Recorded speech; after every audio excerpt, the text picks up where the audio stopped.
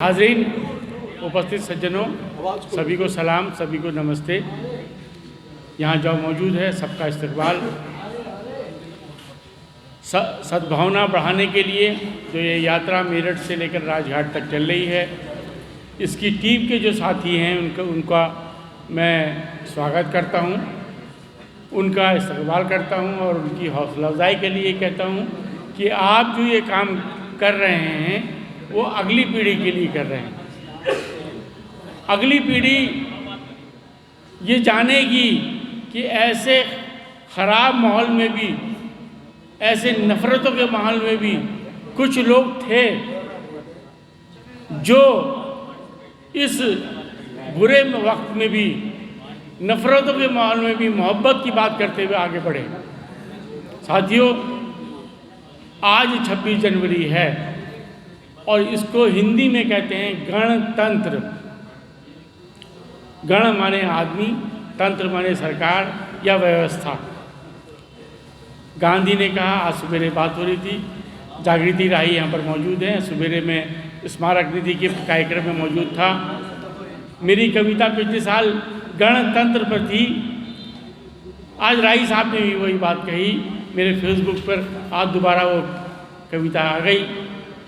तो गण का मतलब होता है आदमी, लोग, जन, और तंत्र का मतलब होता है सरकार या शासन। गांधी जी ने ये कहा था कि जो तंत्र हो वो लोक कल्याणकारी हो, लोगों की बात माने, लोगों के कहने पर चले। लेकिन इस दौर में गांधी जी के बाद धीरे धीरे और पिछले 8 साल में क्या हुआ, तंत्र गण हो गया। ये क्या हो गया? तंत्र गण हो गया, यानी ऐसा तंत्र जो गणों पर शासन करता है, कंट्रोल करता है, बाधाएं लगाता है। मुझे कुछ दिल्ली का अनुभव है, जब 15 अगस्त से 26 जनवरी होती है, तो मैं देखता हूँ कि इतने प्रतिबंध, इतने बैरिकेड, इतनी रस्सियाँ शायद किसी भी लोकतंत्र में इस्तेमाल नहीं की जाती हैं जितनी अकेले दिल्ली हमारी राजधानी में की जाती है। हर जगह तंत्र को यह अधिकार मिल गया है कि लोगों को नियंत्रित करे। एनआरसी भी जो लाई गई, वो उसका मतलब भी यही था कि हम आदमियों को कंट्रोल करें, लोगों को कंट्रोल करें।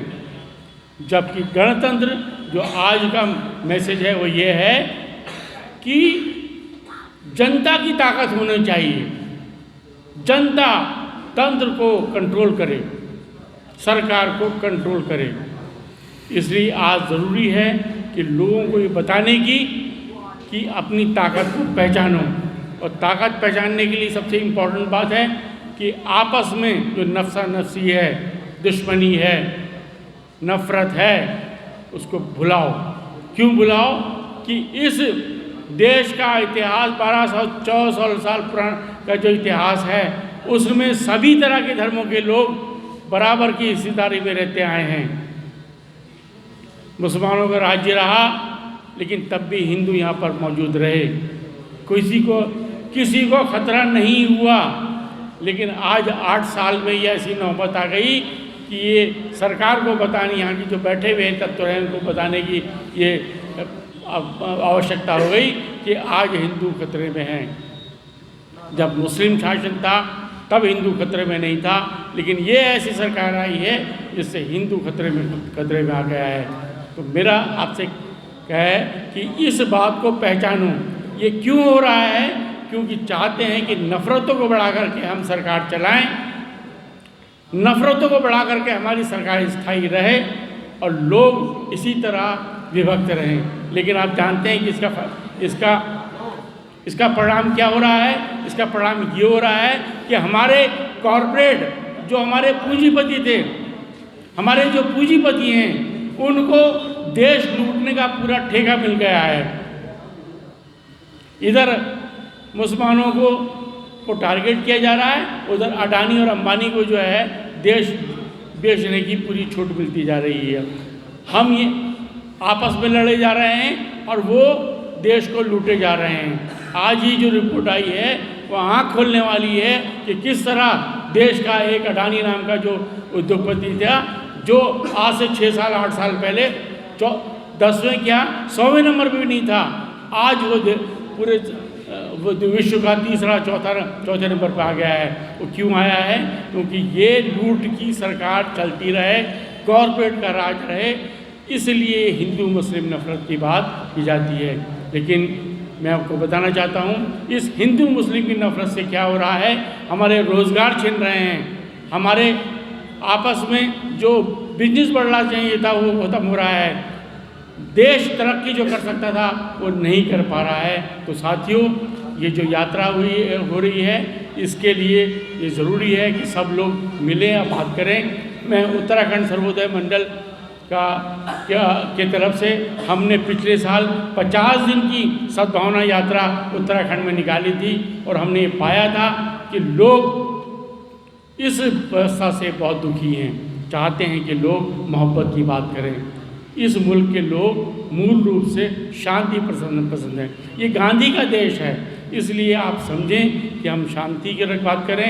शांति रहेगी, सुकून रहेगा, तभी देश की तरक्की हो पाएगी। मैं आपको बता देना चाहूँ, यहाँ पर बड़े बड़े विद्वान प्रोफेसर आनंद कुमार साहब बैठे हैं, खैरनार साहब बैठे हुए, पुराने हमारे साथी हैं। ये सब जानते हैं क्या कि इस बीच नफरतों के व्यापार के कारण हमारे देश का व्यापार ख़त्म हो गया है। जो बम्बई और जो हमारा भारत जो है व्यापार में लीड करता था, बिजनेस में लीड करता था, आज वो भूमिका जो है मध्य पूर्व में चली गई, क्योंकि हमारे वहाँ नफरतों का कारोबार है। और कोई भी दुनिया का कोई भी बड़ा कॉरपोरेट नफरतों के इलाके में अपना इन्वेस्टमेंट नहीं करेगा, इतना समझ लीजिएगा। तो सद्भावना बढ़ाने का मतलब ये है कि देश सुरक्षित रहे, पीढ़ियों को आगे रोज़गार मिले, उनकी सुख समृद्धि हो, उनको खुशहाली हो। इसलिए ज़रूरी है कि सद्भावना बढ़ाई जाए, देश बचाया जाए, यही इसका उद्देश्य है। मैं फिर एक बार प्रोफेसर आनंद साहब का, हमारे खैरनार साहब का, हमारे उत्तर प्रदेश सर्वोदय मंडल के अध्यक्ष राम धीरज भाई और उनके साथियों का बहुत बहुत स्वागत करता हूं और उम्मीद करता हूं कि इस यात्रा से बहुत अच्छा मैसेज जाएगा।